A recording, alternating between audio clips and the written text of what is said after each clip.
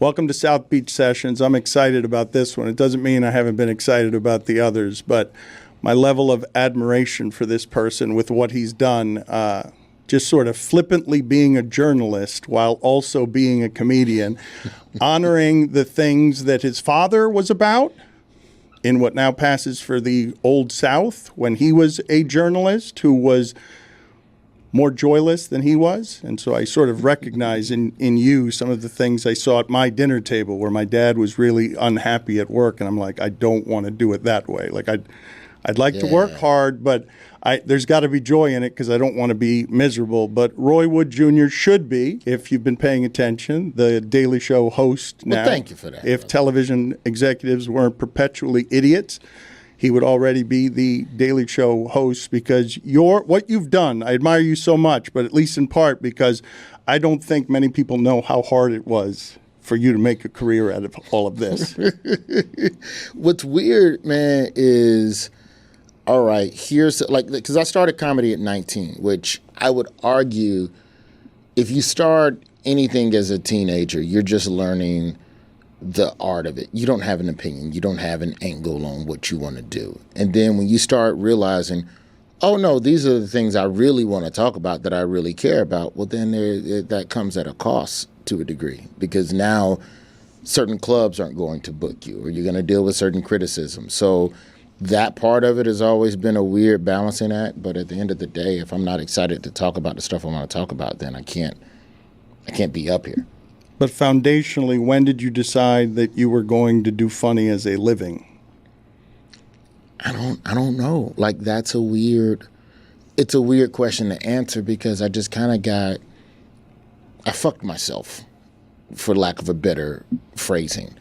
So when I was in college, and we can go down this rabbit hole if you want, but like when I was in college, when I was 18, 19, I got arrested for stealing credit cards to buy clothes. So we're buying jeans and shit and selling them on campus, whatever. I get caught.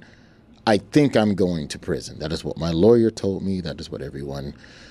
Well, these cases are usually adjudicated at a 5-year sentence, but with good behavior. You're a young man with no priors and none. But it's a federal felony, right? Correct. So I end up somehow getting probation instead of prison. So in that time, up until sentencing, I started doing stand-up comedy just because I had no friends. I was sad. I guess you could.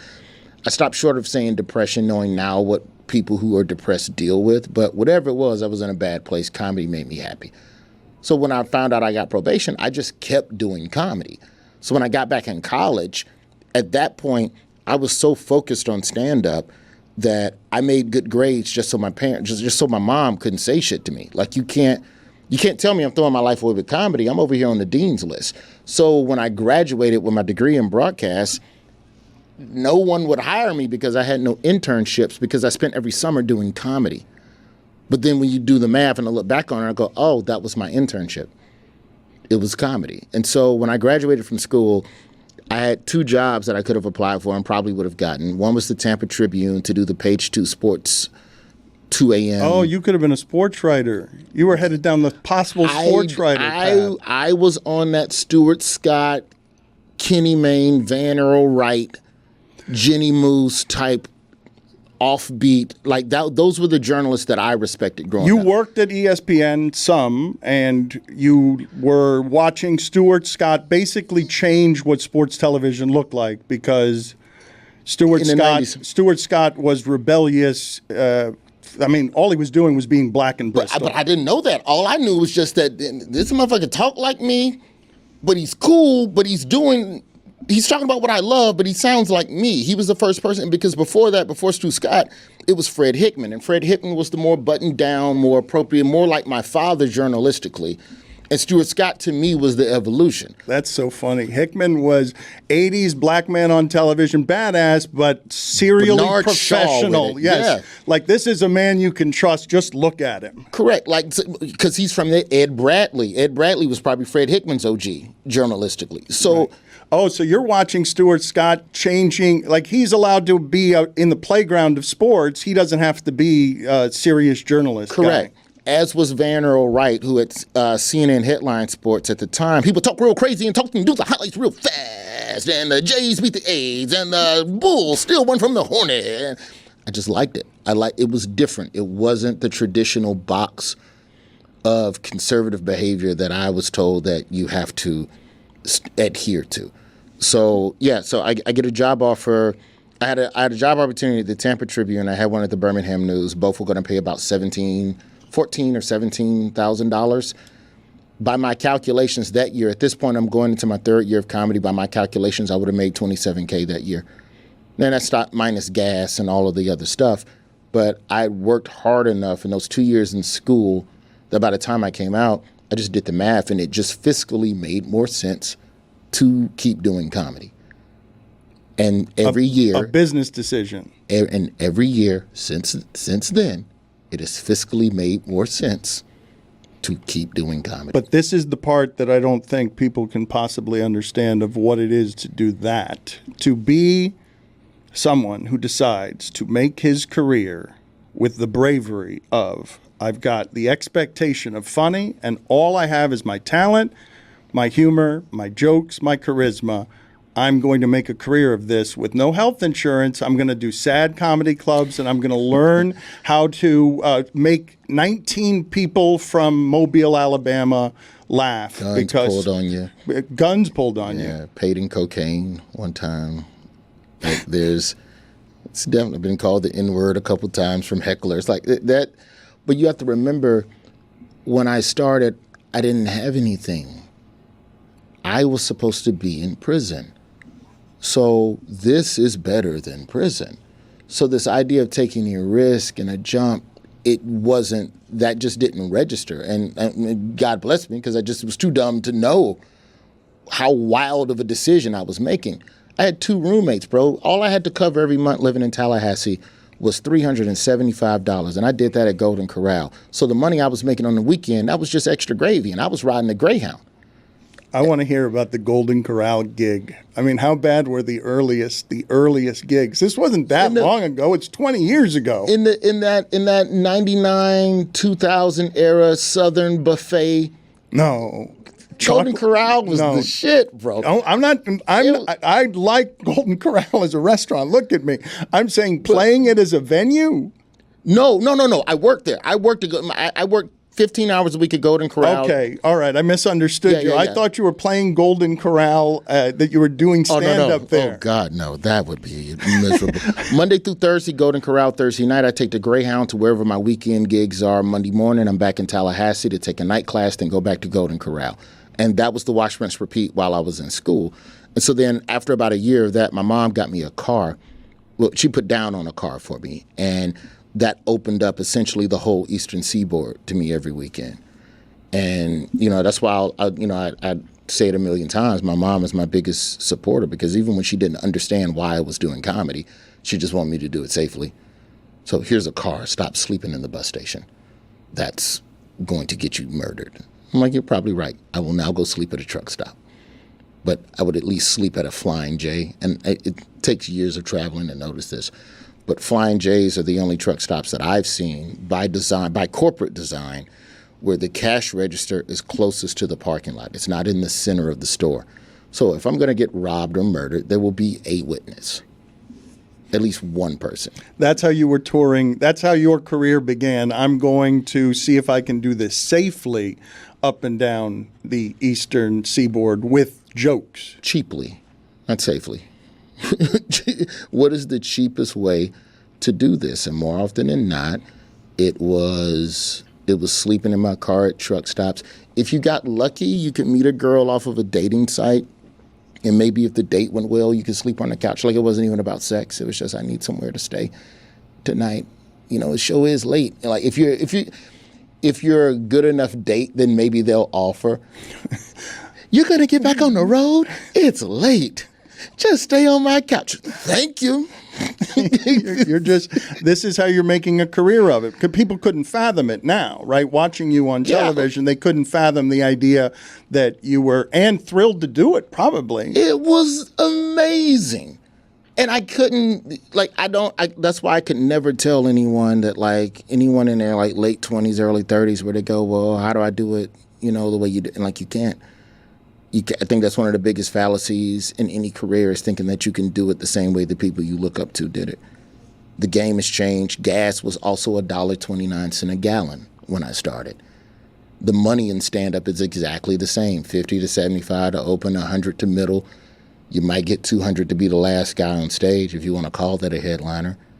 But gas is triple, hotels are more, the gigs are far and fewer in between.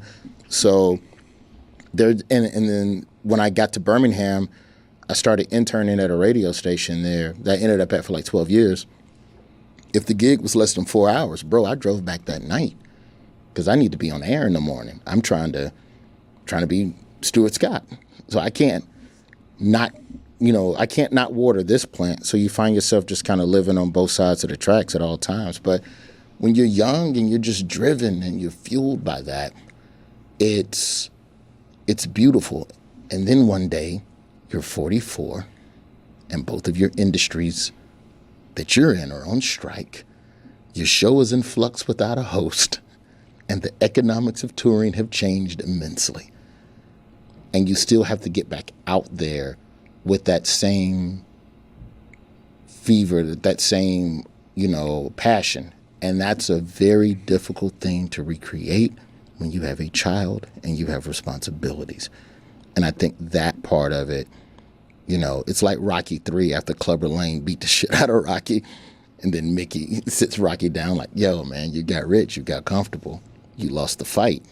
It happens that fast. It's hard for me to fathom that the industries could be that fragile, that someone with your talent, your name, your brand would see not just corporate change throughout America, but also comedy change in ways that would demand your evolution. That if you got fat and lazy with the idea, I don't have to hustle just as much as I was at those truck stops because now I got a kid too. Like back then it was just me. I could sleep in truck stops. Yeah. I can't believe that that career could be that flimsy with someone, not just with your talent, but your bona fides. It could be, and you may be right, and we will see. But that does not make me comfortable.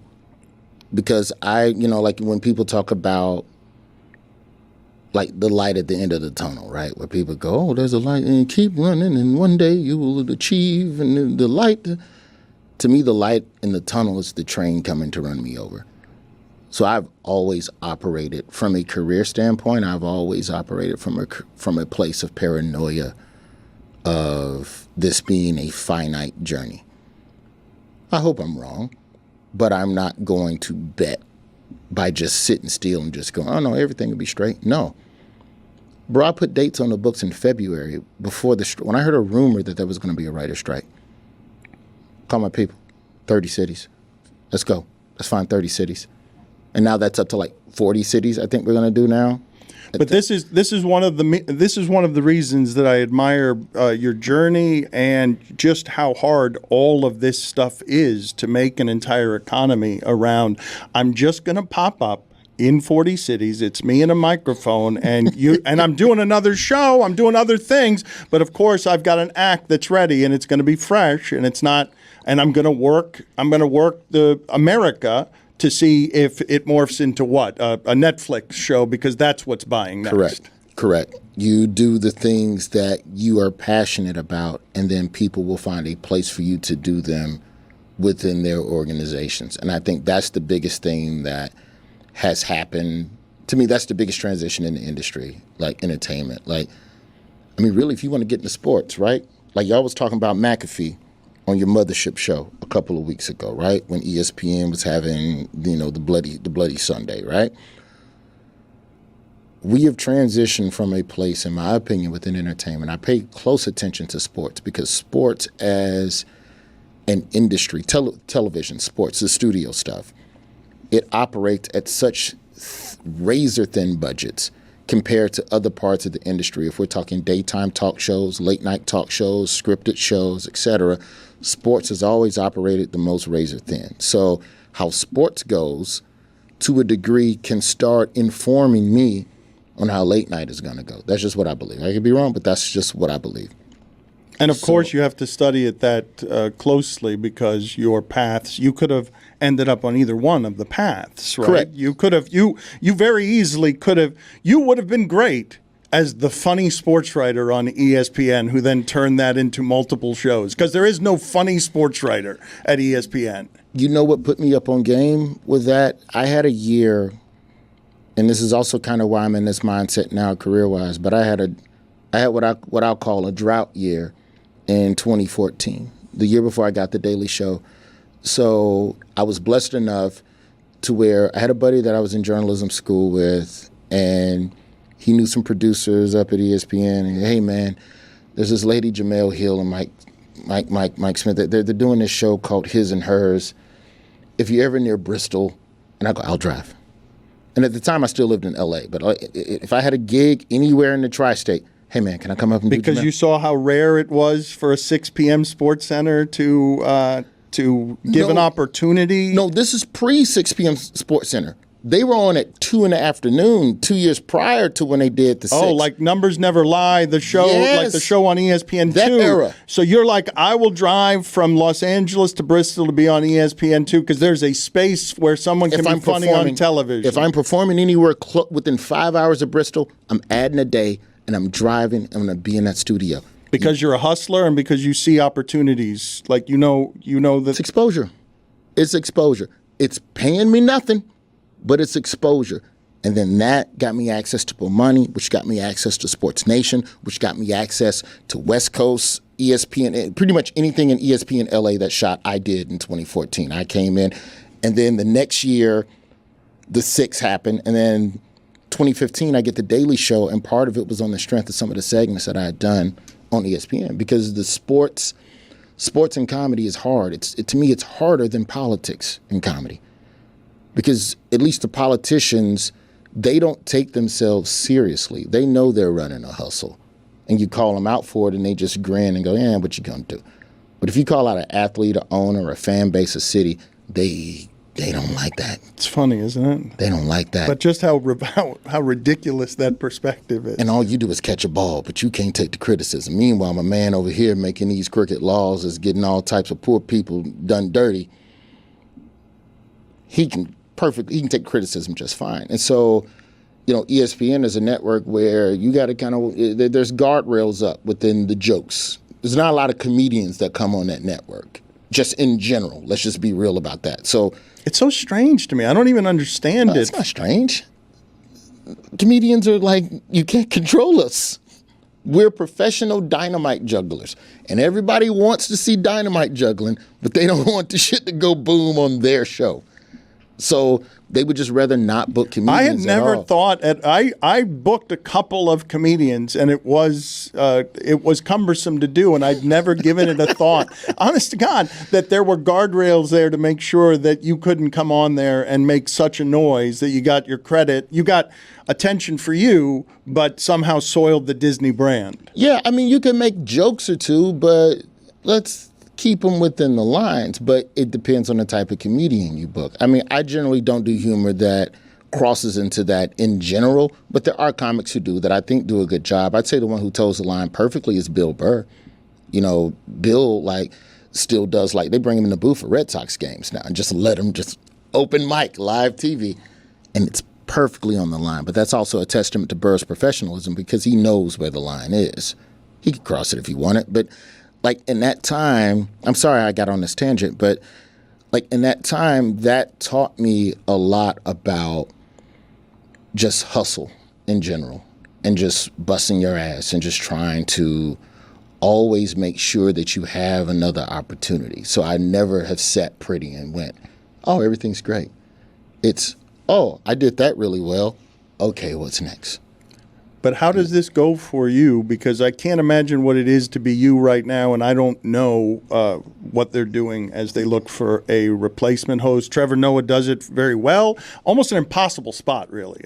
Jon Stewart did it so well to come after him. Trevor Noah does it successfully. The next slot for that seems perfectly set up for you. It's whoever comes in after Trevor will never have it as bad as Trevor. It's the you don't want to be the guy that replaces the guy. You want to be the guy that replaces the guy. Trevor also was far more unknown domestically. He was huge internationally, but he was far less known domestically at the time. I don't envy what he had to do in replacing Jon Stewart. I just think that when we talk about who the next host is, be it me, I know Hassan Minhaj's name is in the hat. There's a couple of the guest hosts that we've had. Some of the ladies, their names are in the hat. So regardless of who comes in, there's also a bigger question of what is late night after the strike and with the changing economics and blah, blah, blah. Like, that is a question that also has to be answered. To me, the bigger question is, what is the show going to be? Because if somebody goes, oh, you should host the Daily Show, what I hear is you should host the pre-Trevor version of the show, the pre-COVID whatever of the show. I don't think fiscally most late night shows, any new iterations of late night shows, I don't think they're going to look like that anymore, because I just don't know if the networks are committed to putting that type of money into that type of product anymore. And that's a question you can't answer because of the strike. So I can't call you and go, hey, are you really going to put some money in this shit? Okay, cool. Leave my name in the hat or take my name out of the hat. But in the meantime, I can't wait. Hey, man, give me 50 cities. 40 ain't enough. The actors just went on strike. Look like they're going, yeah. See if we can add Canada or some Australia. Yeah, cool. Click. People I'm not going to wait. People don't understand that the industry is trembling right now, and you just had to book a 50 city tour because you've got to keep the economy of your brand alive as the industry shakes. And that's a blessing. And that is a blessing that I have from 25 years of grinding, to be able to go into markets, into certain venues that know me and trust me and know that, my fans will come out and see me. Every actor and writer doesn't have that. So it's my job to be out there and try and fight a little bit for what's right and make sure that I'm holding the line and not going and talking to the network behind everybody's back. Yeah, so can I host it? Let me. I would love to have a late night show. 1,000% I would love to have a late night show. I think my iteration of what I've done on Comedy Central at some point has to come to an end. I don't think just sitting as a correspondent into perpetuity benefits me, in the long run. It's kind of that, if we can go sports for a second, to me, it's that Cordell Stewart / era where they didn't want to make him the starting quarterback. And they go, okay, you can be in the slot every now and then. And before the revolution at the position came. Correct. Hey, you can quarterback third downs during blowouts, and you can be in the slot when we're in the shotgun or something with Hines Ward or whatever. But this is why I would have loved to have you on ESPN talking about this stuff, because 6-time Executive of the Year Bill Polian thought Lamar Jackson, the MVP, wasn't a quarterback. Mm-hmm. Like, I would have loved for you to be able to slice that up playing in sports instead of just visiting on occasion, because it spurs your curiosities. I like that. I've always loved sports, man. I'm not good at it. But you'd be good talking about it. If you spent 20 years carving up what you've carved up in entertainment and comedy, if you spent the last 20 years taking the path you were originally going to take of, let me see if I can figure out how to be Stuart Scott, and I'd given you a microphone to be on one of these debate shows that you could have made your own? Yeah. I think I could have done that. I think I still could. And that's the beauty of where I am now creatively, is that you kind of get your Tom Hanks at the end of Castaway, where there's all these different roads. Which one do you go down? And that's kind of what I've had fun during this downtime of just creatively trying to explore. It's like, okay, well, if it's not hosting the Daily Show, well, then what would you host? What would that show look like? Well, maybe you should go to Miami and sit on the beach for a couple of days and relax and try to create that and go, oh, wait, LeBatard's in town. I should go over to his studio and say hello, which is essentially what's happening right now, So I'm just not in a position, and I don't think I'll ever be comfortable in a position of waiting on an industry to decide when I get my next opportunity. And I think this is the first time in my career where I felt that real uncertainty for the first time. and my rent's not $375 anymore. So we got to go out and do something. So the first thing you do is tour where you can, and then you start coming up with your ideas. You write your films and your movies, and you can finagle a book deal and all of that stuff. But to me, that stuff is all hot and cold. I enjoy conversation. I enjoyed it. But the thing that I loved most about live radio was talking to regular people. Just talking, just taking calls. It's the most exciting I want to thing. talk to you about your career and your dad's career, but what you're articulating now, freeing, scary, both? Which is it of more? Freeing, scary? It's scary and exciting because you don't know what the hell you're doing, but all you're doing is trusting your instincts. And what have you done your entire career but trust your instincts? That's all I've ever done. I can't tell you why I did XYZ. Going to ESPN for a year and just working repeated shows for free felt like the right thing to do. I go and I do Jamel and Mike. I do his and hers, their OG podcast, which rolled into the 2 p.m. show. I do that. I think I might have popped up on Bomani had a situation at some point before High Noon, and they would use Bomani and stuff. Then they would start using me at Sports Nation, and Sports Nation is where I really settled in. Every 3 weeks, just on there for one reason or another, doing something, talking about whatever current event was going on. And when you look at my job in that chair, it really wasn't any different from radio. Because in morning radio, as the comedian, as it was told to me by my radio sensei, Samuel Mack, the job of the comedian is to offer the viewpoint that no one else in the room possesses. The 3 people in the room possess the views of the listener. Your job is to be Crazy Town and come up with the most alternative, counter art, whatever it is. It can't be something that any 3 of us have already said or you think we would say. Until you have that thing to say, your job is to sit here and be quiet and answer the phone. And so shut up until you have something funny to say. And that was the job. And so that was the habit of how my comedic writing started. And then that fit perfectly into ESPN because Beadle, Marcellus Wiley, and Max Kellerman, they were going to handle the structure, stats, nerd stuff. My job is to come in and say something silly. Roll grenades across the floor. That's it. That's your job. And then you get to the Daily Show, and lo and behold, what's your job now? Roll grenades. But you're a journalist in the middle of all of that. You are honoring your father's work through comedy by doing legitimate journalism on a show. I can't believe this happened on my watch, and I was stunned to watch it.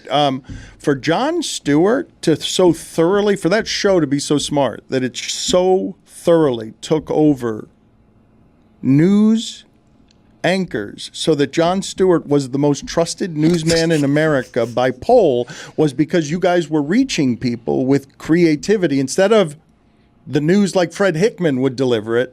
You guys were delivering to the people something that they were happy to be nourished because it was Correct. so smart and funny, and it felt less like they were being lectured at. It was, but there's a pressure in that because then comes the expectation of we must do the thing that you think we should do. That's the most righteous thing, or cover the most righteous stories. And there's stories that we don't always get to, or we're not able to tackle with the same degree of depth as other shows. And I think that's because we have to be funny first. Like watch Vice News and then tell me how many of those stories are on us or Oliver or Jon Stewart over on Apple. Like, it's not going to be the same hit rate because we still have to be funny. Now, Oliver and Stewart shows respectively go to different depths on particular problems than we do. Daily Show, we kind of have to hopscotch around. So certain stuff, if it's a super nuanced issue, it may not be the right story for Trevor to carry at the desk. It might have to go to a correspondent. And so that becomes a whole nother set of, planning and production. But, being on the show is definitely, it's far more journalistic than anything I've ever done. I'm definitely, like, when I first got there, I was like, oh, shit, I have to use my degree. I have to think about what the story is, what we're trying to say, and then also what is the funny way, to go about talking about this thing. Because not everybody's going to like it. Not everybody's going to agree either. And that's the thing that's when we talk about like divisiveness and blind loyalty in politics, I think you're going to deal with that the same way you do in sports. And that's why I've always felt like sports and politics creatively kind of build from the same, bag of Legos, because it doesn't matter what you say, it doesn't matter how centrist it is about a particular team or ownership, somebody's going to call you out and say you're playing favorites. It seems crazy to me that you're saying that, and I don't think you're wrong either. It's just not something that I'd ever considered. The idea that politicians or the political journalists would have it so much easier because they're all playing the same game and they understand it, whereas sports journalists, the head coach doesn't interact with us the same way with a wink when he is criticized. That sports would be more serious than politics seems crazy. How often, when a politician snaps back at a reporter, it is a huge story. I think Ron DeSantis said something slick back to someone. This may have been a couple months ago, but he didn't like the question, so he was real snippy. And that was a story within the political news cycle for 36, 48 hours. Y'all get cussed at every day in the locker room. I don't like that question. Next question. Or the coach is all indignant about it. And then for the next 4 days, he won't call on you or your organization. It's crazy. It's funny. The next press conference, I'm not going to talk to that news outlet because you said that our guy didn't have a good game shooting. He didn't. Whereas a politician would go, yeah, I didn't have a good game, but let me show you how that still benefits the American people. See, you have to understand, when you're missing shots, what you're doing is creating opportunities for other people to rebound the ball. That's politicians, it bounces off of them. But with fan bases, and you could tweet right now something about, pick an issue. I'm not even saying issue. You could tweet about a divisive political issue. And then your next tweet could be, the Cowboys will not make the playoffs. And you tell me which tweet is going to be more just visceral, just anger. Even if one tweet gets more replies, I just think sports fans, they're the ones, to me, that will actually show up to fight. God bless them. And I think part of that is also because sports brings you joy. So when you're insulting a team, to a degree, you're insulting the fabric of someone's being. And I think they take that a little bit more personally than they do you criticizing whatever politician represents their party. I have said for a while now that what sports do to people, because you don't jump up and down screaming at many things. Even if and you're in the delivery room when you have your child, there aren't many things that give you permission to do that with joy. And it's been a weird world to occupy, at least in part because of what you're talking about. Some of those rigidities almost don't allow somehow for funny, which strikes me as so weird that sports television wouldn't be funnier given what we're covering. It seems like such an easy place. I've always been mystified by this, that this playground is taken so seriously that even if you're a little off kilter like we have been, you're viewed as sacrilegious because you're not treating it seriously enough. How dare you smile while doing any of this? You can't even smile while playing sports half the time. They'll say that you're an asshole. I mean, when you look at the marriage of those two industries, how often does that even happen? You had Sport Night on ABC back in the day, which was like an ESPN 30 Rock-ish type show, but there's not a lot of comedy set within the world of something professional, not with a professional logo on it.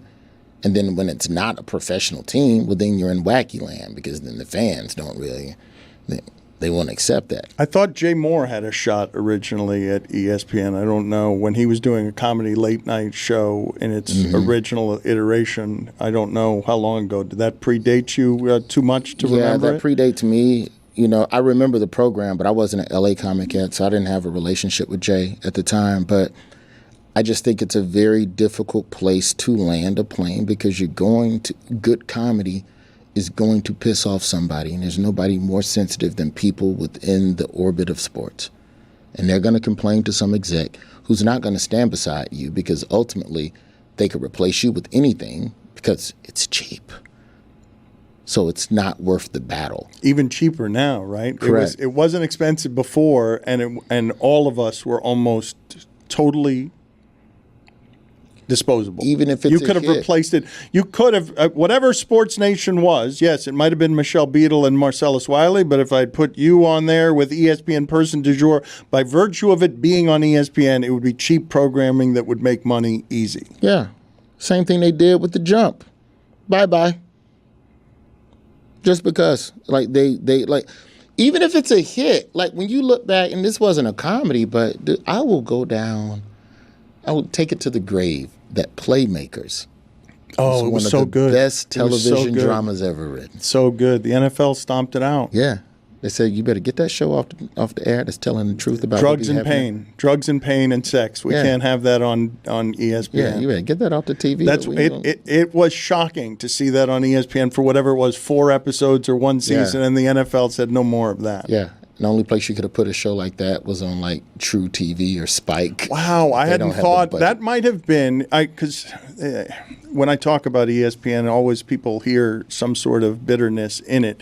But I always wanted them as a content company because the space is so valuable. I'm like, if you put a little more money into some of these things, like they could be special, different, funny shows, creative playgrounds that are wild, sprawling things. I wanted to, and in the last iteration at ESPN, I wanted to do a daily show for sports with Pablo Torre and Mina Kimes and Bomani Jones, and it wouldn't have been that expensive by television standards. But if they can make it cheaper, and if they can pay everyone, $100,000 a year, then and if we're all actually interchangeable, right? Because we are. It doesn't matter whether it's Kendrick Perkins or Bomani Jones on ESPN. I mean, it might matter to you or me, but it's not going to matter to what they're doing. Yeah, I think the biggest difference between I just feel like sports and entertainment have always overlapped, and if you understand one, it helps you understand the other.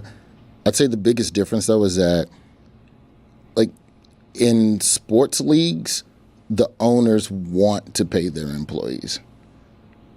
They may pinch you a little bit here and there, whereas the difference in entertainment, if we're comparing the owners of sports teams to the heads of studios who run all of these companies that greenlight or cancel all of this stuff, they don't want to pay anything.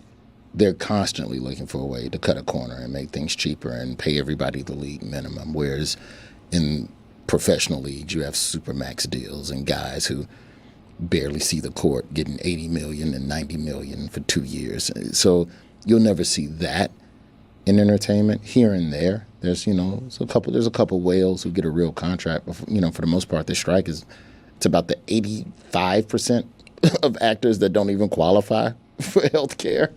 You know what I'm saying? But the strike is also weird, though, because I think it's not. I think that the public sentiment for the writers and actors it's grown. It needed time to grow because this strike isn't as instantly impactful to the average U.S. citizen as is a teacher strike or a transit strike or sanitation. Your neighborhood starts stinking and you got to walk to work because ain't no bus. We'll feel it in 18 months or 24 months when the content dries up. Correct. Well, not even that long. I'd say maybe January, but. That quickly. I think at some point, but it's as the voices start permeating, it just takes, this is one of those strikes where I feel like it takes time for the word to spread, for people to really understand, for people to really be educated on exactly what is happening, because your perception and assumption of an actor is that they're all balling because you saw a couple of them balling in a newspaper or in an article. So you assume that all actors live fat, like the top, 5% of actors. And that's the difference between like a teacher and a garbage strike. Like, ain't no teachers balling. There's no teacher with a Porsche. And if they are, they stealing. Right. Stealing from the school. So you can't go, well, don't they all have Porsches? No, they don't all have Porsches. You never see them all. So they're all struggling. So I think that's the biggest difference. But, I just think that if industries, if sports were to not take itself so seriously, it would take one quadrant to not take itself so seriously, be it the journalists who don't want to be criticized ever, be it the fans, be it the players, be it the owners. One of those 4 corners, if one of those 4 corners lets off a load and goes, we can laugh about it, then it'd be okay. But it's too much money involved. It's way too much money involved. your father made you want to be doing this because you were seeing his activism and radio love of journalism through the work he was doing, or were you not moved into this path by any of that? No, I wasn't moved. I was more inspired by Stuart Scott and Fred Hickman than I was my father in the beginning. Because my dad's work was more, he was a true radio news guy. Like, he went out and was embedded in wars, getting shot at with a tape recorder. Vietnam, Rhodesia, Zimbabwe now, South African riots, civil rights movement. Name a riot in the 60s. My pops was there.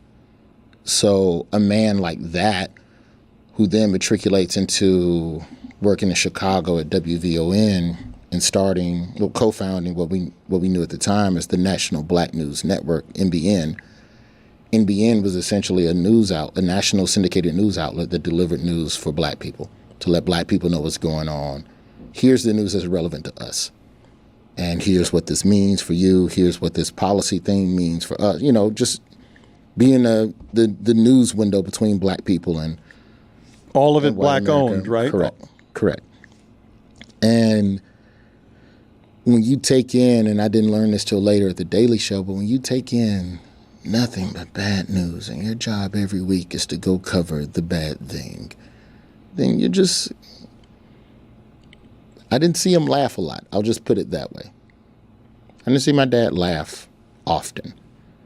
You know, I enjoyed laughter. Laughter was an escape because, you know, we moved to Birmingham from Memphis when I was in the 3rd grade, and I was never in the same school system for more than 2 years until high school.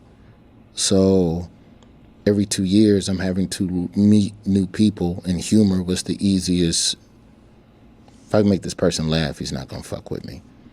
So let me figure out how to make people laugh. And it wouldn't even necessarily be the bully in the classroom. You identify the bully, but you identify who the bully's cool with, and then that's the person you go get cool with. And then by proxy, maybe you get the bully off your back. So, you know, for me, humor was more of a defense mechanism than anything, but it just came naturally. I mean, I play sports, but I wrote the bench. So you're alone in your thoughts. You're just sitting on the bench about everything that's funny around.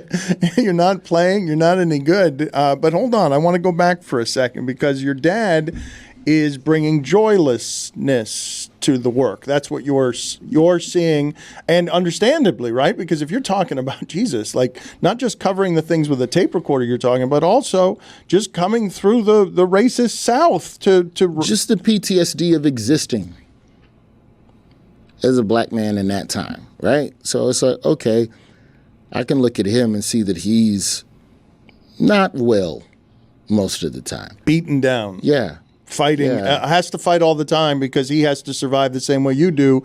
You're going to do it funny to keep the bully away from you. Calculated, strategic. He didn't have those. He didn't have it. The world buried him because he had it harder than you did. So you either cope with that with drugs or alcohol, or in his case, women. Like that was the escape. Like you have to have, and he also had a jazz show. He loved jazz. He would do all this wild. Covered this, that, and the third, get maced, tear gas, and it would just pop in John Coltrane, and that was like his happy place. So, like, I observed that, and you know, innately, I just tended to gravitate to people with bigger energy than my father. And then as I got older, then you realize how much your parents is just in you, and it's not even anything you can control one way or the other. You just kind of, you wake up one day and you go, you know what, I don't want to keep making jokes about the weatherman and check engine lights. What's up with this police reform? like figuring out, like to go from that joke to like start tiptoeing into issues, but not even really trying to choose a side half the time, just going back to the old radio rules. Find the alternate angle that no one else is. First, do the research. Find out everything that's been said about this issue from every possible zigzag. I go on Reddit. I read all the weird message boards that would whatever the lobby is to the dark web, let me know everything about everything. And then from that, formulate what I think about this. But this is how a maximum hustler in this industry. This is why I admire this, because you had to find all the slivers over 20 years. People think you just get between people and are naturally funny. No, that you're just there. This is a funny man. A holy man reached into his crib and gave him funny when he was young. And look at him. He's on television between those two people, choosing the perfect window to tell the joke that's going to work as the fifth voice, because you've sculpted, I'm going to get in and out of here with a sentence or two and not waste your time. That's all you need. But you've been that hustle to survive for 20 years of career bounces through small comedy clubs at the beginning, right? Like the hardest parts of this and maybe the most joyful were back then, because it's always more fun when it's early, and that's when you're not plugged into enjoying it, and you should enjoy. Well, you don't have the years of wisdom to know that then, right? Yeah. That comes with only time. Oh, I should have enjoyed that more. Yeah, but you don't. Because you go to a room now. You know, back in the day, there used to be rooms that were turned into a juke joint after the show, and you could stay and just dance and talk and just meet and interact with people. And I met, to work in the South on a weekly basis and make enough money to pay bills. Like I'm talking, if you're trying to clear anywhere from 25 to 40K, which was kind of what I cleared eventually as a middle act before I moved up to a headliner. We're talking 01 through about 05. $100 a show, $200 a show. Correct. Now, they're not covering gas in between, and if you have an off night, you got to figure that out. You can lose 50 at a hotel room, or you can fly and J it. Sometimes I would go do day labor and use the money from day labor to pay for the hotel room wherever I was in that town. So, just get to the city a day early, show up at 6 a.m. with some work boots on, do a shift, come home at 5, go get a hotel room with the money. So, I mean, there were ways to put it all together, but yeah, those were good times. And I met a lot of people and a lot of great comics that I got to open for, I got to work with. And the thing that really is impactful about that now is that a lot of those people, they've either quit or they've died or they've made it. Just like knowing those are the three lanes for a comedian. Some suicide, some bad health, but depending on the comedian, you could almost akin quitting to dying. If they didn't want to quit, whatever life thing happened to you. But that's why it's the hardest thing. To me, that's why I'm saying I don't think people understand how hard you had it. It's a community of what? How many people right now who could pick up a phone and do a 50 city tour? How small is that world? I'd say if we're going across all genres, all races, I'd say about 500, if that. 500 comedians right now that could do 50 cities. Yeah. Or to make a living at it, not truck stop to truck stop. It's a very hard way to make a living, and there's no safety net. Solely paying bills off stand-up alone, no other income coming in, I would say about 500. I could be off. I know some comic might argue 1,000, but I think at that point you're talking about openers. There's not 500 comedy clubs. There's some theater venues, but not everybody can play a theater. Most everybody can play a comedy club. There's 50 states. On the aggregate, let's just say there's 3 comedy clubs per state, some high, some low. So that's, 150 clubs? 50 times 3? Yeah, so there are how many people in the world who can appreciate how hard it is to do this? Because if they're quitting or dying, they're not living to tell about it, right? Yeah.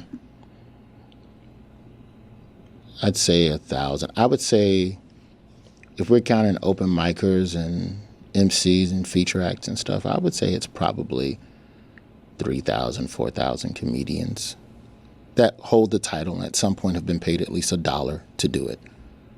But of that 4,000, I would say probably 500 or so. Along the path, and solely, given that the truck stops were the beginning and there was some joy in it because you were chasing something and it was better than jail. has the industry beaten you down in a way that would in any way look like what your father was after 20 years of the industry beating him down? That you start with this idea of, I want to make a living being funny, and then everything that happens in the industry is so stupid, unfair, greedy, silly that you just get beaten down by it, and it sucks some of the joy out of the fun. Well, then it also gets to a place where, do you want to keep talking about those things? And I think that's part of why my dad did a jazz show. Like, I get that now. That's what you have to do. Yeah. You just have to go on a touring jazz show. But that's what sports is for me. Like that, I enjoy that because I don't have to sit and yell about world issues. There's a stress in that. And I saw that through Trevor Noah, because Trevor, at least I had days off now and then as a correspondent. Trevor's in there every day hearing all the bad stuff and then choosing the stuff that we can make a show with. That takes a toll. So, well, what was that, by the way? You mentioned that earlier, and I wanted to ask you a follow, and I didn't, about just, you said how hard it was for him, not just following Jon Stewart, God almighty. Yeah. But just, okay, who are you, and why are you talking about these things? Who are you, and why are you talking about our business? Where's our dad that we've loved all these years before you? And then meanwhile, behind the scenes, he's reading all of the most horrible shit on earth every single day and then deciding what stuff to put on TV and then getting criticized for that. Race and xenophobia, not just race, like every kind of other. Don't revisionist history Trevor Noah. There was a lot of hate on him in that first year, a lot of unfair hate. And then it became love over time and repetition and just him working and just doing what he does and people eventually coming around. But out the gate, it's very hard. And I don't think the next host of The Daily Show will necessarily have to deal with as much of that from the outside, but internally it's still a very difficult, mind-bending job to just sit and take all of that in, and it is exhausting. And at some point, it gets you coming home with a 1,000-yard stare like our fathers did. And I don't know if that's what I would want. Is there another show option, perhaps? Can you pepper in some other shit in between the segments to do, like, that's where my brain. Oh, but I just think one of the reasons that I would advocate for you doing this show, you tell me if I have any of this wrong because they're just observations from afar. But because you realize the platform that is, for you to be able to do that show in your voice, your way, by hiring just a handful of people who can put your imprint on it, I can see you doing that show with your experiences and your growth in a way that's super uncommon for anybody, with real confidence. With real confidence to be yourself on television because you know this playground. And that's why I think you'd crush it, because you would imprint it, and you've been working all your life for this moment. I'm thankful and I'm appreciative of that perspective. I've done a lot of things that would say that I could do that thing well. Now, you have to convince an exec who does not want to take chances in a time where pretty much every studio wants to do the safe thing. They want to do remakes. They don't want to rock the boat, because if you do something truly different and it doesn't work, it's your ass.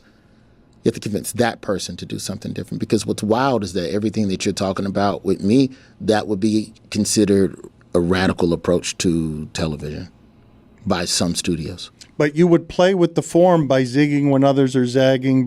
You've been doing that all your life. Yeah. You have been looking for the spots when you can. If I armed you with a team of writers right now and said, do a political show that, okay, it has black in it, but no, that's not. You're doing a show for everybody that has broad appeal. You are uniquely qualified to walk that tightrope. The shows in late night that we respect the most, that have done the best, were done by people who the execs did not get in the way of. So the question becomes, will people creatively obstruct me and keep me from doing the things that I want to do that best fit me? Because let's not get it twisted. There's some shows out there where people want to hire you to do what they think you should be doing. They don't want you to be you. I look at you and I think you can be a good version of what I need you to be. So let me just take a little bit of that creativity away. Let me knock away that little part of your personality. There, now you're perfect. And now you're miserable. They didn't tell Conan what to do. They didn't tell Arsenio what to do. They tried to tell Trevor what to do, and then Trevor told him what the fuck we gonna be doing. So, that part of it I can't control.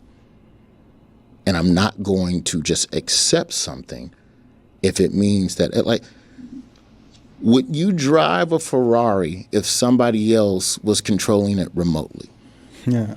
Well, no. It's a Ferrari, and you got a Ferrari. You had a Honda, but now you got a Ferrari, but you have no control over whether it's turning left, whether it's turning. They decide where you go in the Ferrari. I'm a bad person to ask, though, because I left the Ferrari because they took one bit of control away from me, and I wanted no interference. I didn't think I was doing anything that was blasphemous. We are at a time in entertainment, sports as well. We are at a time in entertainment where talent, to some degree, can dictate what they want and what they want to do. And the execs don't necessarily have all that power, which brings me back to that original point about Pat McAfee. And that it used to be a setup where, hey, I think you're talented. Come with me. I'll help you find an audience on my network. Now it's more of a, oh, I see you have an audience. Would you like to come be on my network? And that's not a knock on Pat. You built your shit. Go get your bread. But I think that is a true viable path to all of the other things that we thought we needed a degree to go and get. And so now we're at a time where you have execs across all these networks. They're all going to have different financial mandates, and who knows how much money the writers and the actors are going to get when we settle. But when we do, it's going to change some financial models. So when those models change, your priorities and your creative goals are going to change. And what are those creative objectives from the networks versus the creative objectives from talent and people like me, and going, no, that's not what I want to do. This is what I want to do. And either you with it or you not. Or you go over here and you fucking build your own shit. You pull a LeBatard, build a studio, put some neon up. That's right. I don't know if I can afford all this. Just neon. Yes, we spent a lot of money on the neon, and we blew the entire budget on the neon. You really admire, it sounds like, Trevor Noah, because you saw close up how unfair all of that had to be to try and navigate that comedic lift. Yeah, I mean, but it's America. You know, we judge foreigners harsher out the gate. That's just what we do. Who are you to come here and to, okay, I like you. And that whole sentence took about 5-6 years. We didn't get an Emmy nom for 5 years as a show. I think when we won, it was for digital. Like, the actual show itself didn't get a nomination for a while. You know, it's just people looking and seeing and trying to decide what he was doing. I don't want a show that puts me in that place. I love Trevor Noah. But you don't quit live on the air because shit's going good. You know, you step down because you realize you're ready for a change. Well, then there had to be things that incentivize that type of change. So doing a job that meaningful, there is going to be stress. There has to be. It's a show every day. That's not easy to do. But what I'm trying to be cognizant of as I grow is figuring out just how much of myself I want to lose in all of that. Because I don't want to be the guy that's just yelling about government every night. There's other things to yell about. It's interesting because what I hear, you correct me if I have this wrong, because you're in the running for a job that would have safety in it, that would allow you to raise a child without being in 50 cities over the course of a year away from a child, that would offer security. And it sounds like what you're saying is, it is possible that they give me all of these things that would be the dream scenario, and I get there from one day to the other, and as soon as I land, I'm unhappy because I realize that the people I'm working for are not going to allow me to do this the way that I want to do it, or worse still, I'm going to get a little bit of turbulence and they're not going to support me. I'm going to get inevitable turbulence when I start, and they're not going to support me, and it fizzles in 6 months because as a black man, I have this much margin for error. I agree with all of that. But the option also still remains to just go and do your own thing. And everything you're saying could also still happen. People go, oh, yeah, we like it. Yeah, we'll do whatever you want. And then you show up, and it's like relationships. Yeah, I don't have a problem with you staying out late. Hey, why are you always out late? Like, that could be, it could be either way. I just think that going into it thinking that, and this is for anybody that's trying to do late night, going into it thinking that whatever you're going to get will mirror what was before COVID, you are mistaken. The creative taste of people are different. The fiscal access is different. They're replacing James Corden with a game show. And it's not because At Midnight isn't entertaining, but it's also because At Midnight is cheaper to produce than the Late Late Show. That's what they think about late night. Tradition don't mean shit. Money means everything to those entities, to those stockholders. It doesn't mean that they're wrong, though, that it has changed so much. Late night has changed so much. Correct. That they can throw a game show on there and people are just catching clips in the morning anyway. You're making, for the most part, you're making tomorrow's internet today. So how do you make this more relevant in the now? There's not a lot of live TV events that I think people clamor for that are non-sports. Like, I would say the White House Correspondents' Dinner, that's still a relevant live thing. Award shows. I wanted to ask you about doing that because I feel like if you can do that, you can do just about anything. Yeah, but the Correspondents' Dinner, nobody was in my way. And I had my team of writers who understood me. So I think that's a degree of what you need, but I think networks and I think talent are both trying to predict what late night will truly look like on the other side of the strike, and then that's when the good ideas are going to flow. I don't think the Daily Show is going to go anywhere, regardless of whether or not I'm the host, but it is going to creatively evolve. It has to, or it will die the same as any other show that can evolve. It has to fiscally evolve. Like, that's just... But this is what you're looking at, right? That's my light in the end of the tunnel coming to run me over. I'm not looking and going, ooh, I might get to host. It's going, if I don't figure out how to fix that show I need to come up with an idea that is me, that is affordable, that I can do every day, that doesn't stress me the fuck out. That's also funny and poignant and fresh enough that people would want to watch it on the day, not tomorrow on the internet. All of which you can do with 15 writers. 10? 10. I don't know. Depending on the guild, there's going to be minimums that you have to carry for late night. I know right now, Daily Show, we carry a pretty good. We got a deep bench, but we had to because we had a bunch of. You would be inspired, would you not? If I know I can get your eyes to writers. Twinkle if I tell you 10 writers, go do your own show, do it the way that you want to. Yeah, if the guild said 12, I'd rather have 12. I think the guild is going to say 12. I think that I don't know all but the you don't need 12. Points. But you don't need 12. I don't need 12. You can do it with 10. You might be able to do it with 8. But if I say 8, then everyone's going to do it with 8. And then you fuck the whole late night. But this is how you have. But this is how you have to think right now, man. Look, 20 years you've figured out how to hustle your way to money through evolution in this business. It has changed for all 20 years, and now it changes again in a way that's even more dramatic, more seismic, and you're now living a bigger lifestyle with a child that has different responsibilities. Correct, but then there's ways you can play within those margins, right? Where, and I don't want to get all David Sampson, how to finagle the salary cap type shit, but I could carry 12 writers, and if that's more money, then you could shoot 2 episodes on one day and save a production day.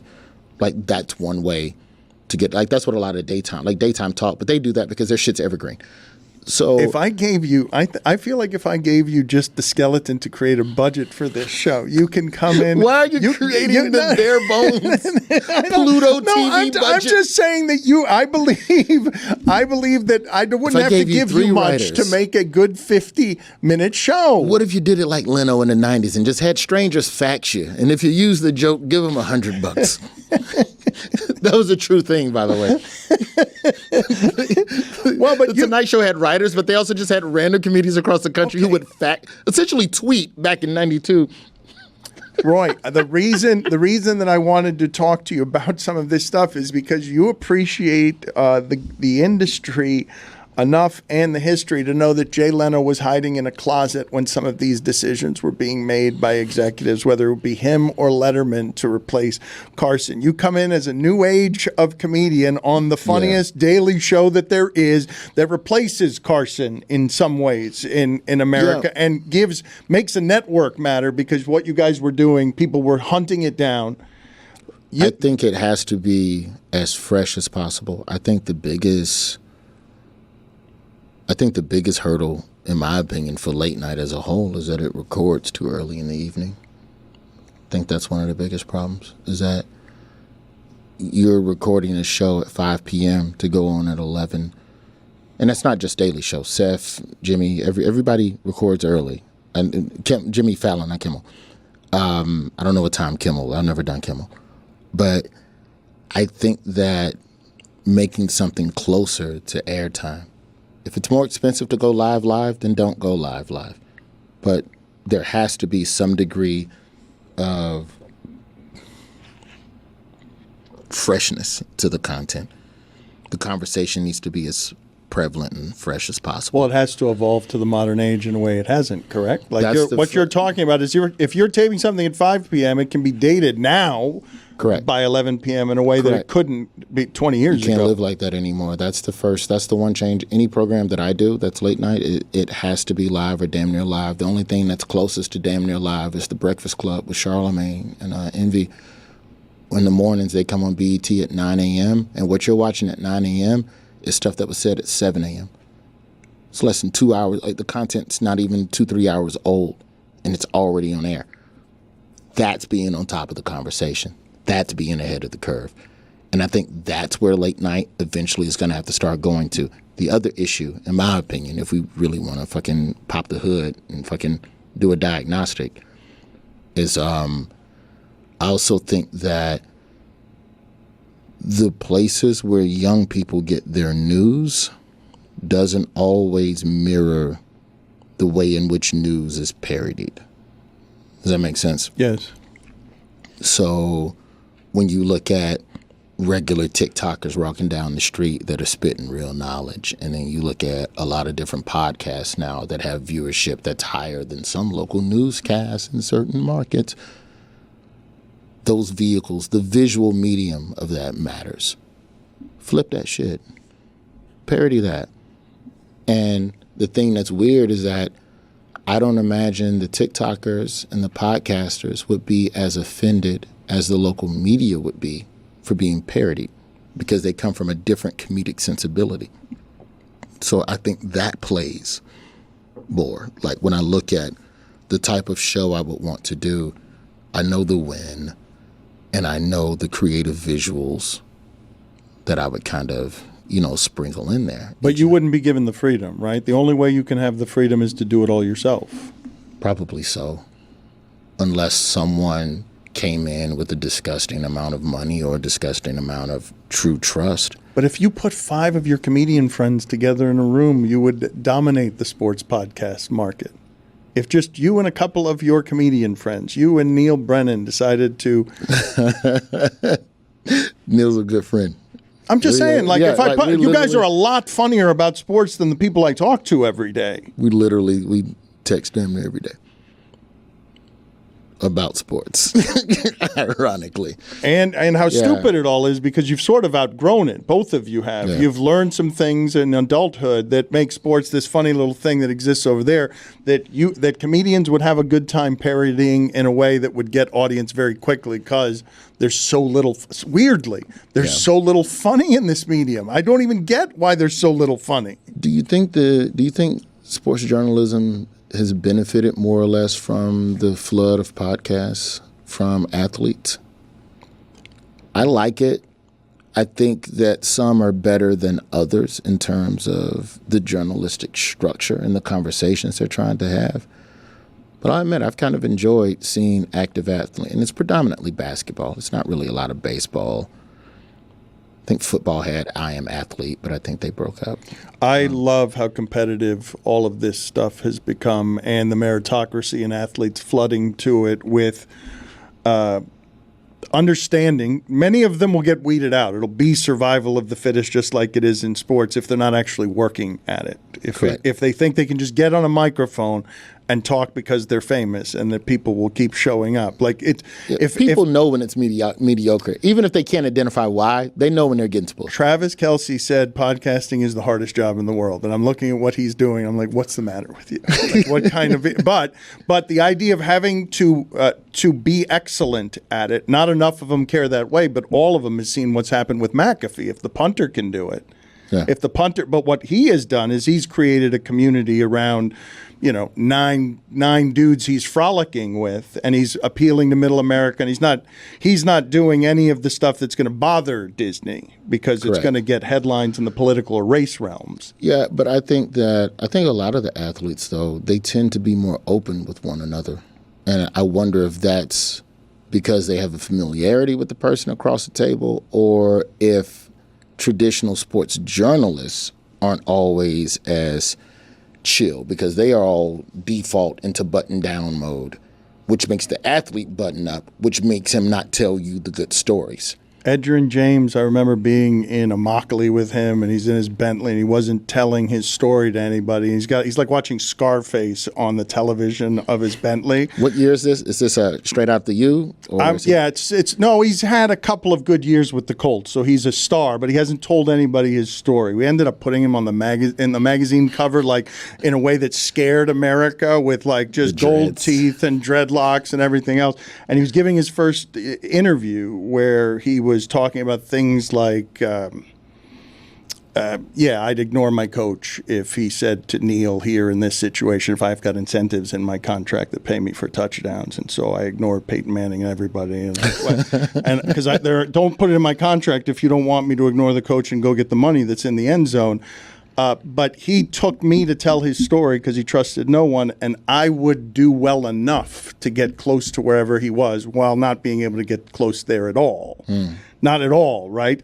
He was selecting me as the journalist to tell his story because he's looking around and didn't feel like there was anybody who looked like him who would end up telling the story. And there's all sorts of muddle between the athlete doesn't trust us.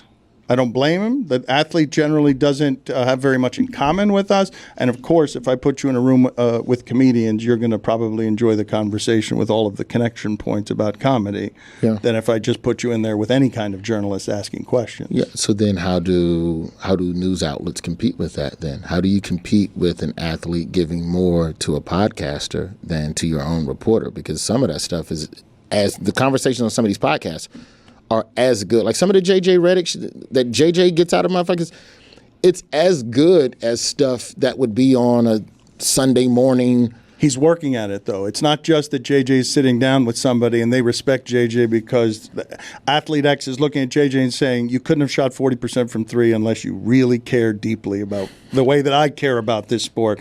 You are excellent at what you do. The respect is built in. And then JJ treats it as like, how do I get content out of this person by just having a barometer for what's interesting. Are there any athletes that you found that liked criticism? Because I know they don't like it, and probably that's part of why they probably go talk to their buddy who they used to run with in G League. I wouldn't say like criticism necessarily, but I do know that Barkley is one who just is immune to it, has developed the skin. Where it wouldn't take the interview off track, like when you have the one or two criticism questions you have to eventually get to. With Barkley? No, with any athlete. Like, were there any athletes where if you criticized them, if you brought up a fair criticism within the interview, then you would see their energy shift and then the interview is basically done, or it's not the same vibe? Are you asking if there can be an intimacy in an interview where an athlete is actually welcoming a criticism he or she hadn't considered because it is constructive and would therefore be helpful? Correct. Does it strike you that that's the dynamic in sports interviews? Well, see, I could do that with a politician. A politician wouldn't care. Not the real ones. Not the ones that like are career politicians. They're prepared. Well, but you've seen this machine so deeply from the inside. How silly a game it is. Even you have to be surprised by what's happened over the last 6 years in this country. You want to talk about the correspondence dinner? You know what was really wild was going to the after parties and just seeing all the people that be yelling at each other on TV, just drinking and kicking it. And I'm like, what is? You drinking with him? You talking? Weren't y'all just on the... Oh, y'all all friends because you used to work together on the thing 5 years ago when that network wasn't as divisive, and now you have to choose a side and you have to feed your kids. And it's just the equivalent of them booking their 40 cities. It's just like, I got to eat. That's not happening with Draymond and Jordan Poole, right? No, I don't think so. It's that overt, though. It's that brazen. It's that brazen a grift that they're all professional wrestlers just stealing from us. Yeah, but nobody would believe it if you told them. And then also, the general public, the lie is more comforting. So I don't want to accept the truth because then that means I have to unpack everything I've ever believed and then reprocess. It's too much work. So you haven't been surprised by the last 6 years? Not particularly. But then I also had a father that took me around to every Democratic primary. Like I remember, I can take it back to 84. My pops had me backstage with Jesse Jackson when he was like debating Michael Dukakis. Like just, I've seen it all. I've met these people and, you know, some of the politicians, Democrats as well. Not always good people off camera, off stage.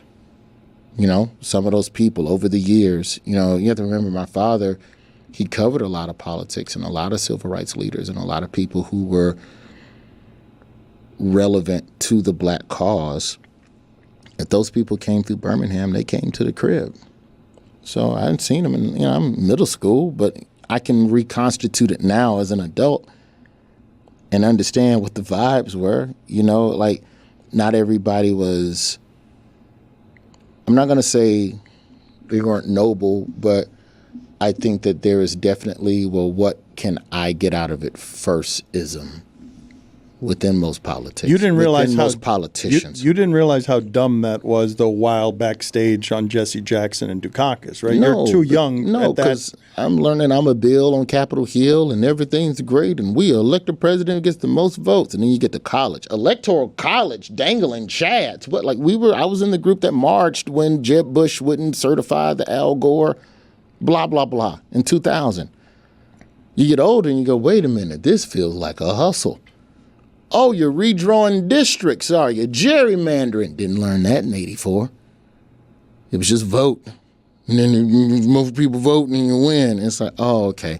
Even when you're in office, you're still, you know, a lot of people, you know, running hustles. You know, I spent time in black barbershops where, you know, you hear grown men conversations as a middle school, as a high schooler. So, you know, I understood how city politics worked in Birmingham. And once I understood local civics, I just kind of took that and just applied those assumptions to state and national politics for the most part. And for the most part, I've been right. You know, it's not really, you know, like there was a then mayor of a Birmingham suburb. He eventually became a mayor of Birmingham, a gentleman named Larry Langford.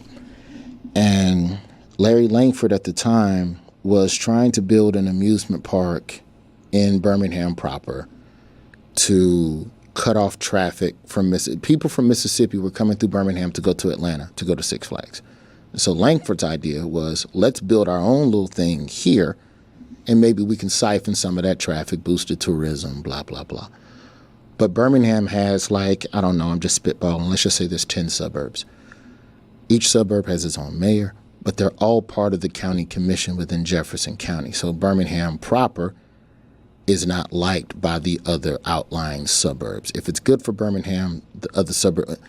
And Larry Langford came in that barbershop every day for about 2 years and just gave the play-by-play of where he was on trying to get the other suburbs to play ball. And eventually he got the deal done and Vision Land was built. It's Alabama Adventure now. It's still there. Wonderful park. Go there. All wooden roller coaster. Beautiful wave pool.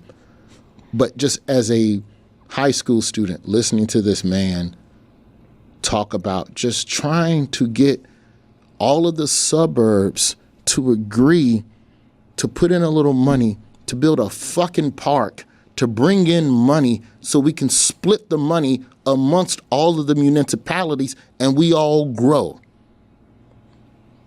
Complete another bullshit. The type of stuff he, like, just cutting deals and having to meet and go and talk to the, you know, it was like, that was like my first lesson in local politics from a dirty level where, oh, okay, for this guy to approve it, you got to go do these two things. And this guy, he'll, like, stupid shit. Like, I need Alabama tickets. I want to meet Gene Stallings at the next. I know, yeah. I gave you a couple of tickets to an 8-4 Gene Stallings team. Literally. Stupid. But well, I mean, I can't imagine what it was like for you or where your imprinting from Birmingham resides. It's a great city.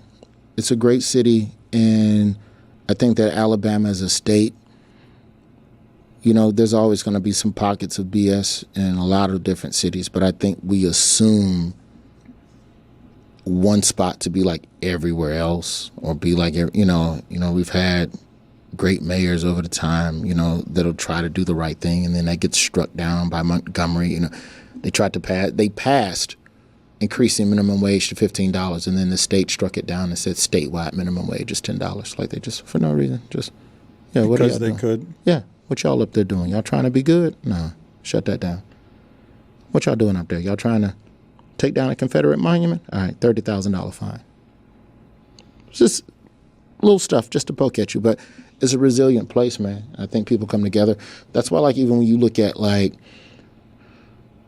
the Carly Russell situation back home with the young woman who faked her own kidnapping for God knows whatever reason, I'm sure clearly some mental stress or whatever the hell. She came out and said she lied. Okay, fine. But if you look back at those first 2 days of when it happened, that whole community came together and looked for her. And I would pray that anybody is blessed enough to be from a city or a place as communal as Jefferson County, Alabama, where everybody came out, black, white, whatever, to literally just walk through a forest for a stranger. Alabama is also that. So you make sure you say that when you start talking about all the policies and you start talking about all the laws and stuff that really we don't have that much control over because of the way the districts are drawn. So, you know, when you talk about the goodness of a place or whether or not a place is meaningful, well, we don't treat anybody from our community as if they're disposable, even if they might be lying. And there's a nobility to that. And I think that's something about Alabama that I think a lot of people get wrong, because those are the stories that people don't see. Those are the stories that don't get thrown up on the television, you know, as quickly. But how were you imprinted by it? Because it sounds like some fierce Birmingham pride is coming through there, as if America misrepresents what a community is because it can be good at its core and then be corrupted by everything around it. Yeah, I think that, you know, Birmingham has given me a lot of pride in my blackness. It's given me a lot of pride in fighting for equality and what's right. For me, what I've always tried to do with my comedy, though, you know, I'm not Dick Gregory. I'm not Paul Mooney. I'll never be in that orbit. But if I can make you think just a little differently about something that you thought you knew, for me, that's enough. I don't know if I have the power to change your mind about it. I don't have the power to yell at you about it. I don't have the power to make you feel guilty about it and still make you laugh. And that was the brilliance to me of Paul Mooney and Dick Gregory, was that they could get into something far more emotionally visceral and then yo-yo that shit 2 sentences later into a punchline. I don't know anything about Mooney other than these 2 things I'm about to tell you, which are that other comedians admire his style of comedy, and also that he was very hard to get along with. Yeah. I mean, I never worked with him outside the comedy clubs. He was fine, but I have heard, you know, professional stories and, you know, studio execs or the writer couldn't get this, that, and the third. I couldn't speak to that, but, you know, he was always kind and treated me with respect. It is possible that he got beat down so much by doing by the industry that an unhappiness was bred there. No, I'm telling you, I have heard the same stories about him. I don't have a personal story in that regard, but yeah, you definitely look up one day and you're stressed about all of this. But you know, I've never been negative in that sense. You know, my dad. I remember one time in the 7th grade. I was in a dunking booth for our soccer team, and you know, raise money for uniforms. And my pops found out, and he came and he cussed me out in front of everybody. It was like I got straight undressed by my pops in front of everybody about, you don't make a fool of yourself, because it was a fairly mixed situation. And there were some white people that were throwing balls. There were black people in line too. But he turned that corner, he saw that white person trying to dunk a black kid, and was like, and he just said, you know, it might be a joke to you, but it ain't a joke to them. And I never understood that till like probably a decade and a half later. But he was not, you can raise money, but you're not gonna raise money like that. You're just not gonna let people do you like that. You gotta have some self-respect. If you're gonna joke, you gotta have self-respect. To this day, I don't know if my pops would approve of my career until like age 33. Like when I started talking about like real shit. Stop doing jokes about gas prices and student loans, which I'm sure he didn't care about. But no, I think that, you know, Birmingham is just a place that, Alabama is a place where if you're not from there, I can't trust you to help it. I don't know if you're going to, so let me go and see what I can do. You know, so I try to do, you know, I do stuff with various charities down there, too many to name. Meta gave me a bunch of the headsets, the Oculus things. We got with Meta and Win Reality, the baseball VR batting practice, and they put the software on them shits for free and went and gave them back to my high school so y'all can learn, you know, donate to the school resource center so the other students can just Web 3.0.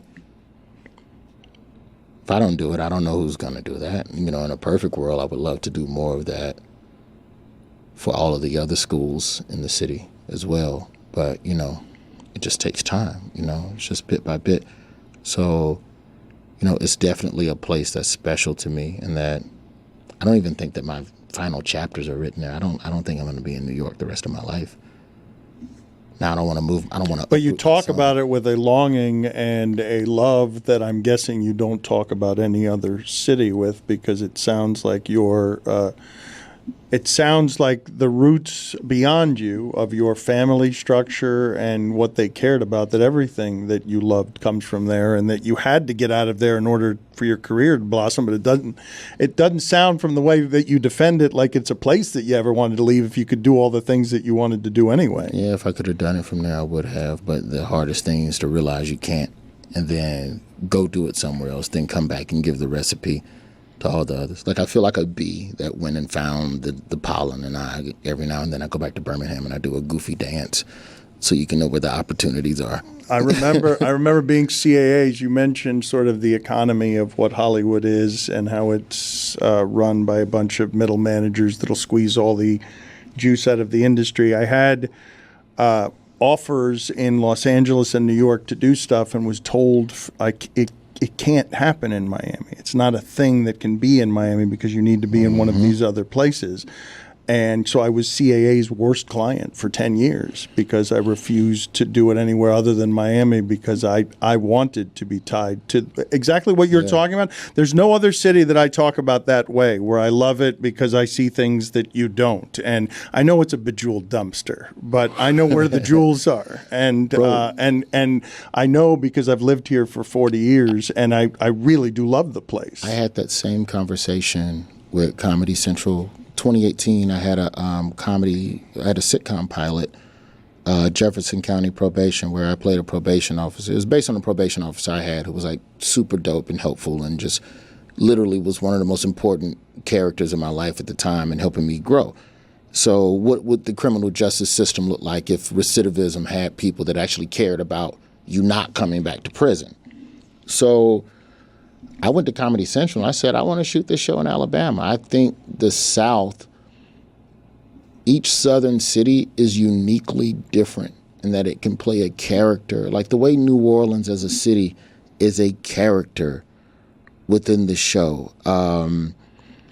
There was a sitcom on Fox. Dig for it. It was Anthony Anderson and I think Cole Hauser, and they both played. It was a buddy cop comedy set in New Orleans, Fox, early aughts, K-Town, K-Ville. My memory's fucking amazing. The way they use the specificity of New Orleans as a character in that show was beautiful. The way Hustle and Flow uses Memphis as a character, the way P Valley uses Mississippi, like I wanted to do the same thing for Alabama, and I went to Comedy Central. I talked to them about it, and they're like, "Well, Atlanta's cheaper. We can cheat Alabama." I go, "Yeah, you can, but you can't cheat Alabama." And there was about $200,000 differential in production costs, which is a lot. That is a lot of money to not shoot. Atlanta was $200K cheaper. So I go to Birmingham, and I spend about 6-7 months in Birmingham just talking to all the people I needed to talk to, basically pulling a Larry Langford amusement park move. How can we get the county on board? And let me go talk to this guy. What is this guy? And it's just literally all of the You lessons. were Larry Langford. I turned into Larry Langford. What a plot twist right there. You're making deals between the suburbs to see if you can get $200,000 reduced to get something to be incentives. more authentic and less corporate. Hey, county commissioner, I need you to make sure that we get this tax incentive for this thing that's going to be good for the county. We're going to rent equipment from this spot. And then you go over to this spot. Okay, we're going to use a caterer from this spot. And we're going to help the local economy. And we did. We had 90 people on staff. 63 were Alabama residents, 13 in cast, 10 were either Alabama residents or ties to the cast. Like, legitimately put money back into the city. And, you know, the mayor of Birmingham, Randall Woodfin, he was integral. Don Lupo. Like, so many people came together for something that was inherently to shine a positive light on the state of Alabama. We ended up doing it for cheaper than we would have done in Atlanta. We beat the $200K. Show didn't go because of COVID and the Viacom merger. That hurts. Shit happens. But that hurts. Dude, I was down in Montgomery. We had created... How long did that take you? That seems like such a cool project. About a year. And it just all gets wasted, right? That's happening so much in the industry right now. It took me about a year to figure out... And I'm going to Birmingham once a month. Just spending 3 days. Just gets put in a library somewhere. Like, you've got something that's good, and it just got bought because why? Like, what? Or it just got We merged. erased? We rewrote. We didn't like the pilot, so we want to rewrite it. Oh, the person who's in charge of your project got fired during the merger. We'll find a new person. Oh, COVID hit. End of COVID. Oh, we're not doing scripted stuff. We're getting rid of everything on Comedy Central except for South Park and a Daily Show. But hey, that was a good project. Good job. Let us know when you have your next idea. And that's it. And it's dead. That's the game, bro. That's so heartbreaking, dude. That's, that's the game, bro. Like, you poured your heart into something. I should have poured my heart into this. That should have been the second project. Maybe my mistake is trusting on the first project. But I also didn't pay enough attention to which way the winds were blowing in the industry, that show was never going to get more than 2 or 3 seasons. The shows that got greenlit over us died after 2 or 3 seasons. And they got eaten up in the grinder as well. So, I don't know. Maybe I could buy the show back from the network. That's the crazy thing about the entertainment industry, is that you have to, like, if they give me money for an idea, they own the idea. In perpetuity. In perpetuity. If I move to Pluto, I cannot do a show about a probation officer, even if it's set on Pluto, because they own the idea of Roy as a probation officer. It's not just that they killed the project. It's that your heart and soul is now tied up in a vault somewhere because they paid you for it. Correct. So you can't go back and even do the show with somebody else if you wanted to put in all this sweat again. Unless they were fully reimbursed dollar for dollar for every single thing that they spent money on to make that original project, including the rewrites for the second run of the pilot. They will want every dollar back, and even still, they may not give it back. When the time comes and I got the money, I'm gonna step to them about it, because. Well, when's that time going to come, though? Because we were talking just before. I don't want to betray a confidence here, but you said we can go anywhere. Yeah. Just before we turned on the microphones, you were talking about. I'm going to say mumbling something spiritually, cosmically related, where you were saying, I really have to consider the signs about doing this all on my own. I think that the more I look at the industry, I think that the next project I do will probably be something that I conjure out of my own head. I don't know what they're going to do with The Daily Show. I don't know what other networks are looking to do with their show. Like At Midnight doesn't have a host yet. So, my name could be in the half of that, I don't know. But the more I look at this time where there's like industry stillness, your brain goes back to truck stop mode where you're just sitting. And that's when you start firing off all the good ideas. And I'm going, oh, well, I could do that. Oh, then I'll just do that. You start doing the math on it. Oh, the time. So with the time to think for a moment, because you don't have to hustle to the next paycheck, you can do it the same way that you did it in college when you said it pays $27,000 if I go into comedy and it pays $19,000 if I do sports writing. It seems I should do comedy. Correct. So if I have an idea that can reach as many people and I have more creative control, then that might be the better play than going in playing in somebody else's sandbox. Now, I don't have anything to put against that yet because those offers haven't come in because of the strike. But I'm also not going to wait till the end of the strike and then start ideating what the alternative is. The alternative may become the permanent. And I'm not afraid of that because what I keep meeting over the last couple of months is people that are now in their permanent alternatives. This is your beautiful this was not the brainchild when you first started the journey, and now I don't imagine you couldn't imagine being anywhere else but doing this. Well, it's interesting. It's interesting what you were saying spoke to me just because I'd love to say that I had some sort of great foresight about where the industry was going, and therefore I had to jump and do my own thing. But I felt pushed. And that's sometimes when you make choices as well, where I couldn't abide sort of a fundamental disrespect of not having control over my own employees or lifelong friends or people that I care about. Yeah. And so it wasn't, I don't think that I think I would have stayed in safety. I would have not been able to make the growth to freedom that was required because it is. I just had this argument the other day with Stephen A. Smith where he didn't like the appraisal that somehow the people who leave ESPN view themselves as more courageous than he is by staying. And I'm like, but it is more courageous. Like leaving is the hardest thing, whether you're pushed or not. It's much easier to say in the safety net, the protective governances and the rigidities of the corporate. You could very easily take The Daily Show, have it offered to you, and stay there for the next 10 years of safety, and they can have control over you, and you would feel like you'd sold your soul. You would feel that way. Yeah, to a degree, but then what you hope is that you're given an iteration of the show that is consistent with what they gave John, consistent with what Trevor created for himself, where you're given space to be and exist on your creative terms. There's going to be some trade-off and all that shit. It'll never be as perfect as you rolling solo, but you rolling solo may never be as profitable as you conceding some stuff. But what is it you're conceding? And I think that's the question that nobody can answer yet because of the goddamn strike. So you can't wait on that either. So it's almost being pushed by proxy in a way. I had an opportunity to sit with Tom Joyner, the radio syndicated black radio legend. As identifiable in the industry as anyone in the history of the industry. As whatever you think Howard Stern was for radio in his time during terrestrial, Tom Joyner was that for black audiences. And I've had an opportunity to spend a little bit of time with him, and that's actually why I'm even in town now. Like I get to sit with him a little bit. I'm trying to fit. There is an oral history of his show that needs to be told, and I'm going to tell it.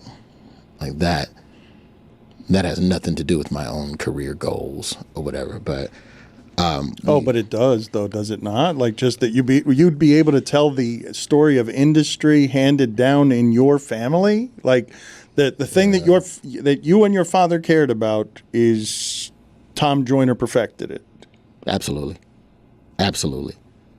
Created the concept of so many things that you see now, and like the idea of a scripted audio podcast where it's like a fictional story or whatever. Tom Joyner was doing that shit in 1993 on the radio every morning, writing and rehearsing. So I end up at the Rangers. I got to give a quick shout out to the Texas Rangers. They hosted us for HBCU Black College Day at their ballpark, and they donated $5 of every ticket to the Tom Joyner Foundation, and we ended up there. I got to shout out to Isaiah Yates and Brother Casas. I can't remember your first name. I'm sorry. I think it's Roberto, but I don't want to be guessing on nobody's names. That's all right. I just didn't realize we were in the shout-out portion of the program. No, not even. I'm not trying to. I'm just. This is all connected to Tom. I understand. I understand that these are people doing a good thing. And I understand you're trying to credit them. And so we're at this game. Ray Casas. So we're at this game. You weren't going to stop until you got Ray Casas. I had to remember because this is the first ever. That was the other thing. It was really dope that they extended their ballpark to Black college grads and let us kick it and whatever. And so Tom is there. And so Tom's foundation has raised like millions of dollars to send Black kids to college. And we're talking like 40, 50,000 children over the years, like unreal amounts of money. And his syndicated show was so canon in Black homes for so long. And we got to talking about it. And he talked about how he was scared to do it at first, like didn't even want to do it, didn't know quite what to do. Then over the course of the years, you're the number one show. You have all of these accolades and you're whooping ass. And there was still people trying to tell him what to do. It was still a trade-off. And, the trade-off worked for him. But then I think about how little I think corporate respects talent now. I think corporate, in an unscripted capacity, I think we're past the legends. I think they look at everybody as just replaceable. What a cool story for you to tell. It's because you don't want the tapestry of what that program was daily for a long time in an industry that and now is falling apart, right? Because radio's not that. From Chicago to Dallas every day to do 2 different shows. For 4 years, I think. Then birthed that into a syndicated show that entertained millions and raised even more for whatever disease you want to name. He didn't raise money for it. Whatever college you want to name, he didn't wrote a 6-digit check. Any Black college you can name, they all got money from Tom Joyner. You don't want it lost to history. No. And so, but then imagine how much reverence you have for that project and that thing. And then you get to sit with the person, that brainchild, all of it, just on instinct. No one told him. He was just like, I think I'll do this and this could work and I do that, then maybe that'll work.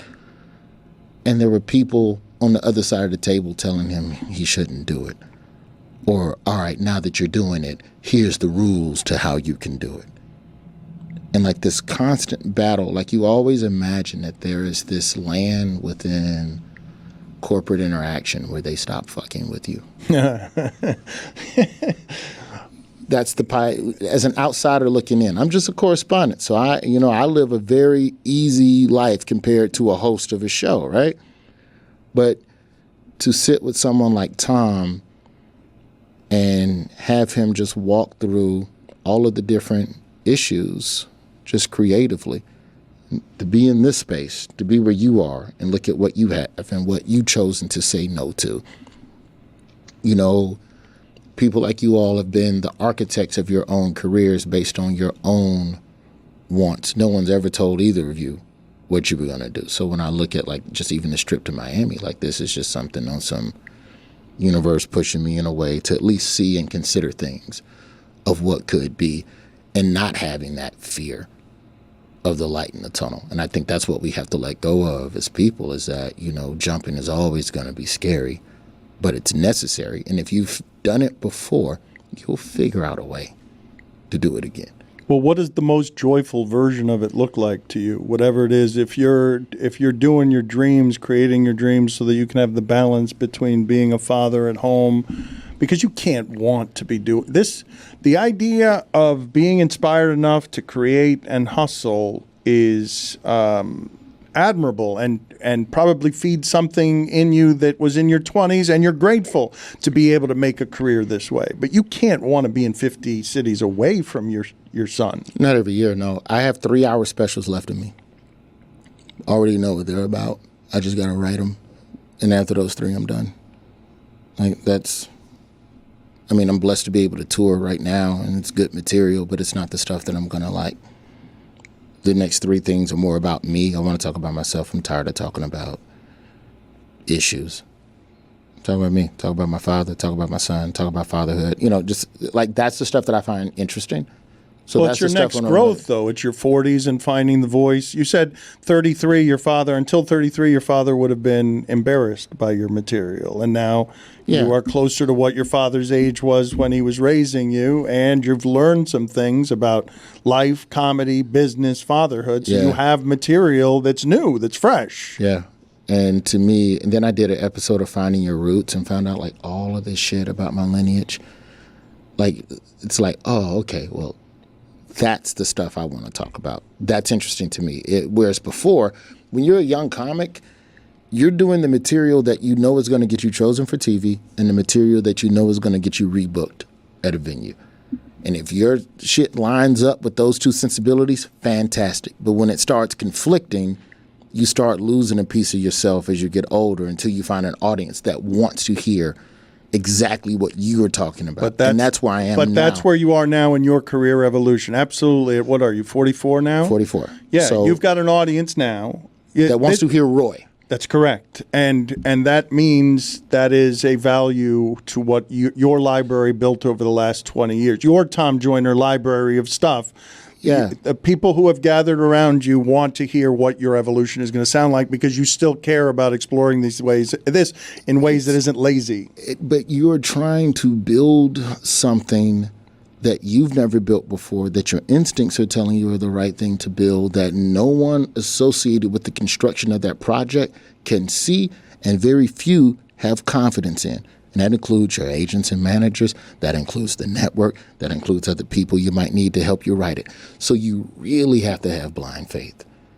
And so that's what I'm learning, and that's the muscle that I've been stepping into, because I haven't had to work the blind faith muscle for a long time. Really didn't have to work it at all. Because when I started, all I needed was $365. So I wasn't really betting shit.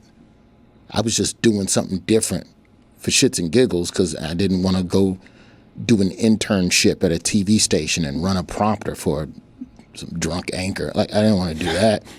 You say blind faith, though, but it wouldn't be blind faith. You've got 20 years of knowing what your heart follows ends up paying off in happiness, because it's not...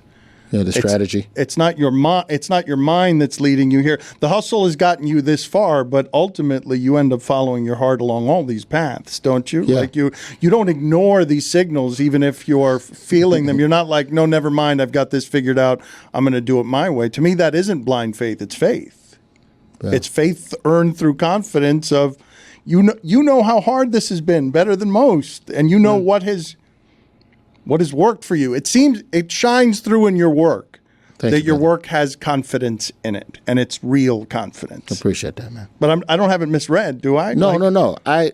It's earned confidence. Earned confidence. I definitely bust my ass, and so now I guess the penalties for being wrong are greater. It's almost like the first time in a tightrope act where you look down.